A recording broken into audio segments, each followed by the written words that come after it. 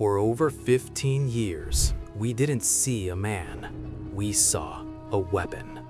Bartholomew Kuma, the Tyrant. The heartless warlord who systematically erased the Straw Hat Pirates at Sabaody. Think back to Thriller Bark, that massive, looming silhouette. The terrifying, iconic sound of air being compressed into a single paw.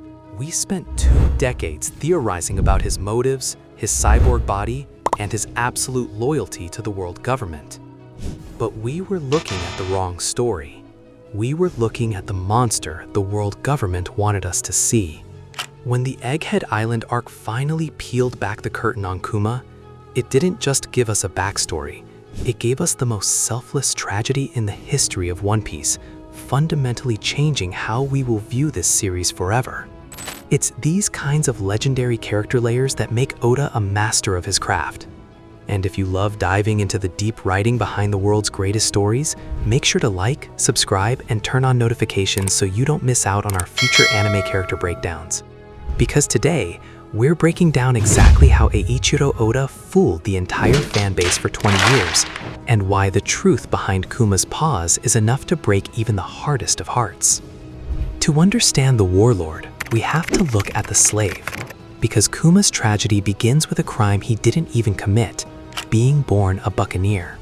Before we knew the truth, Kuma's massive size was just a cool character design, but Oda revealed it was a death sentence. The buccaneers were a race hunted to near extinction simply for existing. From the moment he took his first breath, the world told Kuma he was a sin. At God Valley, Oda showed us the true depravity of the celestial dragons. Kuma was forced into a literal hunting game where he was the prey. But amid that unimaginable hell, his father passed down a legend, the legend of Nika, the sun god, a warrior who would one day arrive to the sound of the drums of liberation and free the slaves with a smile. From that moment on, whenever Kuma held his iconic Bible, he wasn't holding it to look holy. He wasn't thinking about the Marines or the warlords. He was holding on to the dream of Nika, the dream of freedom he was destined to never feel himself. After escaping God Valley, Kuma consumed the Nikyu Nikyu no Mi, the pawpaw fruit. Initially, the community thought this was just a weird, quirky Oda power, paws on a massive scary guy. It's funny, but look at the deeper meaning. Kuma's defining desire was to heal others, to take away their pain. His devil fruit literally allowed him to push the pain out of people's bodies. These weren't weapons of mass destruction, they were the hands of liberation. Remember the panel of Kuma crying while secretly absorbing the pain of the elderly in Sorbet Kingdom? He would take their suffering into his own massive body every single week.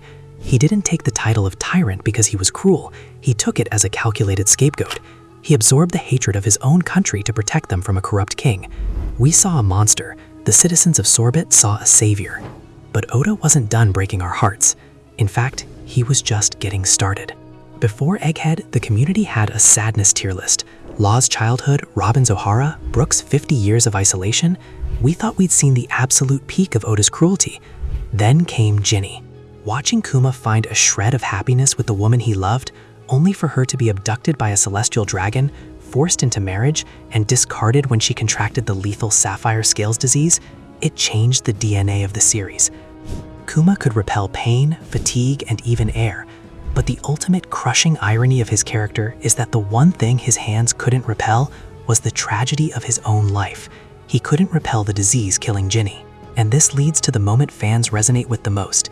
Ginny dies, leaving behind a baby girl, Bonney. Watching this giant, broken man gently hold this child, knowing she is his only remaining light, that is where the Tyrant died, and the father was born. But Bonney had the disease too. She was going to die before her 10th birthday. Enter St. J. Garcia Saturn and Dr. Vegapunk. To save his daughter, Kuma made a deal with the literal devil. The world government would cure Bonney, but in exchange, Kuma had to give up his free will, his memories, and his humanity. He had to become the pacifista, a human weapon for the very people who enslaved his family, murdered his race, and tortured the woman he loved. He accepted it with a smile. He let them carve out his mind piece by piece, just so his daughter could see the sun. This changes literally everything we watched for the last 15 years. Let's go back to Thriller Bark, the iconic nothing happened moment. For years, we praised Zoro for his sacrifice, but look at Kuma in that scene now. He wasn't testing Zoro's loyalty just to be a ruthless lapdog for the Marines. He knew his mind was about to be erased. He was testing if Luffy, a boy with a rubber body who stretched like the legends of Nika, had a crew worth dying for. He was testing if the sun god had finally arrived. Think about Sabaody. When Kuma whispered to Rayleigh, "I don't have much time left," we thought he meant his cyborg battery was low, or the Marines were closing in. We were completely wrong. He actually meant his soul was being erased. The surgery was almost complete. Every Straw Hat he killed that day was actually a gift of life. He calculated exactly where to send them to train, survive, and grow stronger. He spent his final seconds of human consciousness saving a crew he barely knew, defying the highest powers in the world, all because he believed that boy from the East Blue would one day save his daughter. He even programmed his lifeless robotic corpse to protect the Thousand Sunny for 2 whole years, a machine performing the most human act of faith in anime history. And it all leads to Egghead Island, the memory bubble. When Bonney touched that giant paw bubble and experienced the sheer weight of her agonizing life, we felt it with her. We felt the pain of a man who never once asked for anything for himself. Which is why when Kuma's supposedly lifeless body suddenly arrives on Egghead, stepping between Bonney and Saint Saturn, it is arguably the most satisfying moment in One Piece history, driven by nothing but a father's primal instinct, a love so strong it defied scientific programming. He delivers a punch 20 years in the making. Kuma didn't just fool the world government, he fooled the entire fanbase. Oda proved that in a world of sea monsters, ancient weapons, and emperors, the most powerful force isn't a devil fruit and it isn't hockey. It's the quiet, crushing weight of a father's love. Bartholomew Kuma is no longer the tyrant. To us, he's finally what he always was, the kindest man on the sea. Tell me down in the comments, what was the exact moment Kuma's story broke you? Was it the reveal of his Buccaneer bloodline in God Valley, watching him raise Bonney, or that final memory bubble on Egghead? Let's discuss it below. And if you enjoyed this breakdown, don't forget to leave a like before you go. I'll see you in the next one.